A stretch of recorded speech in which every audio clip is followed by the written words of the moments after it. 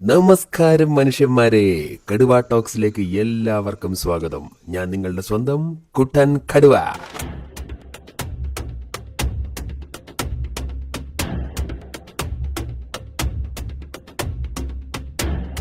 കുട്ടേട്ടാ, അത് ശരിയല്ലാട്ടാ.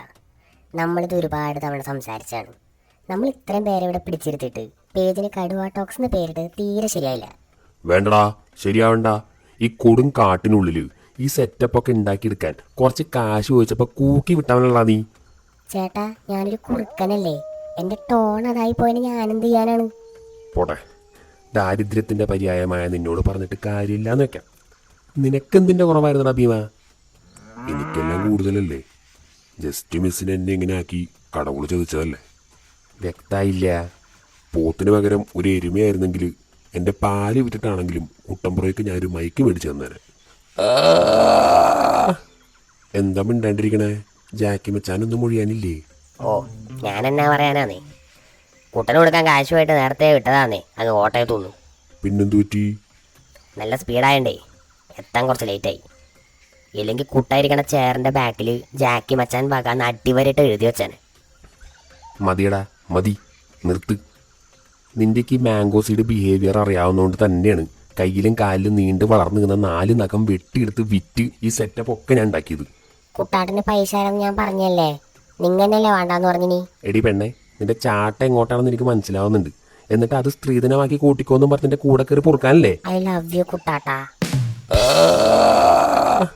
ആ മുഖത്ത് നോക്കിയിട്ട് ഇത്രയും മൃഗത്വമില്ലാണ്ട് സംസാരിക്കാൻ നിങ്ങൾക്ക് പറ്റൂട്ടോ കുട്ടേട്ടാ. അല്ലാണ്ട് ഞാനെന്തോ പറയാനാണ്? ഒരു ഉമ്മ കൊടുത്ത് അവളെൻ്റെ പല്ലിൻ്റെ ഇടയിൽ കയറിയിരിക്കും. പൊരുത്തം എന്നൊന്നും ഇല്ലേ വാസുക്കുട്ടാ? കുട്ടേട്ട്, നിങ്ങൾ വിഷയത്തിൽ നിന്ന് തെന്നി മാറുന്നു. യെസ്. ഗോവിന്ദൻ ആനയുടെ 80ാം പിറന്നാളിന് സദ്യ കൊണ്ടുകൊണ്ടിരുന്നപ്പോൾ നമ്മളെല്ലാവരും കൂടി എടുത്ത തീരുമാനമായിരുന്നല്ലോ ഒരു യൂട്യൂബ് ചാനൽ തുടങ്ങാമെന്നുള്ളത്. അതെ, അതപ്പോൾ തന്നെ പപ്പടം പൊട്ടിച്ച് നമ്മളെല്ലാവരും ഐക്യ കണ്ടതിനെ പാസ്സാക്കിയതുമാണല്ലോ. ഭീമ, ഇത് പാർട്ടി ഓഫീസല്ല.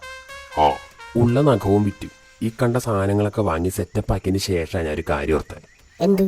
നമ്മൾ എന്തിനെ കുറിച്ച് ചർച്ച ചെയ്യും? ലോകകാര്യങ്ങൾ. അതിന് നിനക്ക് ലോകകാര്യങ്ങളെ കുറിച്ച് വല്ല വിവരമുണ്ടോ? അത് ചേട്ടനുണ്ടല്ലോ. തേങ്ങ, ഈ മസിലും മീശയൊക്കെ ഉള്ളൂ. തൊട്ടപ്പുറത്ത് കിടക്കുന്ന ബന്ദിപ്പൂര് കാട്ടിലൊരു മരം നട്ടാൽ അത് വളർന്ന് വലുതായി കായ പഴുത്ത് വീഴുമ്പോഴേ ഞാൻ അറിയാറുള്ളൂ. പിന്നെയാണ് ലോകകാര്യങ്ങൾ. ബെസ്റ്റ്. എന്നെല്ലാം കൂടി കുത്തിപ്പൊളിക്കട്ടെ. നിക്ക് ഭീമ, പറയട്ടെ. എൻ്റെ മനസ്സിലൊരു ഐഡിയ ഉണ്ട്. അത് നിങ്ങളൊക്കെ ആയിട്ടൊന്ന് ഡിസ്കസ് ചെയ്യാനായിട്ടാണ് ഞാൻ എല്ലാവരെയും വിളിച്ചു കൂട്ടിയത്. നമ്മുടെ മണിയങ്കുരങ്ങൻ്റെ ന്യൂസ് അറിഞ്ഞായിരുന്നോ? ഇല്ല. അവൻ താമസിച്ചിരുന്ന മരത്തിൻ്റെ ടോപ്പ് ഫ്ലോർ ജംഗിൾ BNBക്ക് റെൻ്റ് ഔട്ട് ചെയ്തിരുന്നല്ലോ. അതിൽ നിന്ന് ആശാന് നല്ല പൈസ കിട്ടിയിട്ടുണ്ട്.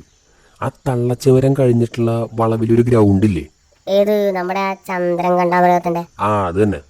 അവിടെ മണിയനൊരു തിയേറ്റർ തുടങ്ങി, മണി പോളീസ്.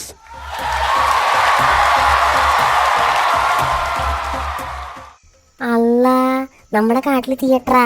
നല്ല എന്നെ കൊണ്ടുപോവാ കൂട്ടാട്ടാ സിനിമയ്ക്ക്. നിന്നെ മാത്രല്ല, നമ്മളെല്ലാവരും പോവും.